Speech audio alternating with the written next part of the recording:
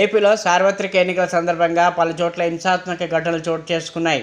మే 13న అంటే పోలింగ్ కొనసాగుతుండగానే పోలింగ్ కేంద్రంలోకి మాచర్ల ఎమ్మెల్యే వైసీపీ అభ్యర్థి పిన్నెల్లి రామకృష్ణారెడ్డి ఆయన వర్గీయులు చొరబడి ఈవీఎంను ధ్వంసం చేసిన సీసీటీవీ ఫుటేజ్ తాజాగా బయటికి వచ్చింది. ఈ మేరకు ఆ వీడియోలో రెండుచింతల మండలం పాల్వాయి గేట్ వద్ద ఉన్న పోలింగ్ కేంద్రం 202లోకి వెళ్లిన పిన్నెల్లి రామకృష్ణారెడ్డి పోలింగ్ బూతుల్లో సిబ్బందిని బెదిరించి అనంతరం అక్కడున్న ఈవీఎం ధ్వంసం చేశారు. అడ్డుకునేందుకు ప్రయత్నించిన పోలింగ్ ఏజెంట్ పైన ఎమ్మెల్యే అనుచరుడు దాడికి పాల్పడ్డారు.